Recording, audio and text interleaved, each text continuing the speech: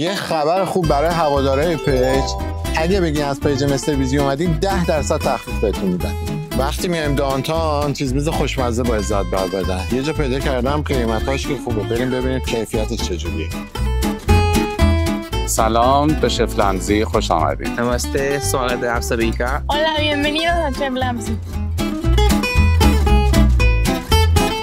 Para usted.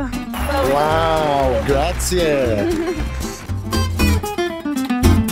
خب بریم سراغ معروف ترین همبرگرشون که لمزی برگر، مخلوط گوشت گوسفند و گوساله هستش با بیکن و پنیر و خلاصه سبزیجات و سالاد و همه چی، قارچ هم داخلش هست. سراغ بندریش بریم. بندریاشون که تمام بندریای همه کشورها میان اینجا دنبال این بندری میگردن.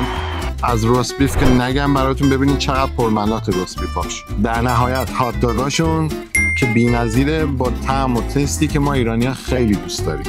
این وینگزشونه که از یه سری مرغای محلی خاص تهیه شده. شکر می‌کنم ولی حسابی باید بی‌نظیر بود. فلافلشون که خیلی خاصه که بیرونم تو تابلو بهتون نشون دادم. و سیب زمینی‌هاشون میگن اگر اینجا سیب زمینی خوشمزه تر پیدا کردین، ما سیب زمینی بهتون رایگان می‌دیم. یعنی گوش غیرت دارن.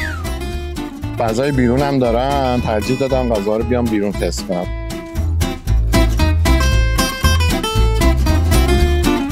روست بیف طعمش خیلی مهمه. پرفکتو. یه چیز جالبه که تو این رستوران دارم، به زبان‌های فارسی، انگلیسی، اسپانیش، هندی، عربی، اصفهانی، رشتی همه جا صحبت می‌کنن. Aquí está otro pedido, que disfruten. What's the name in Spanish for that? Sándwich mortadela. Mortadella? Sándwich. Yeah, great. Thank you.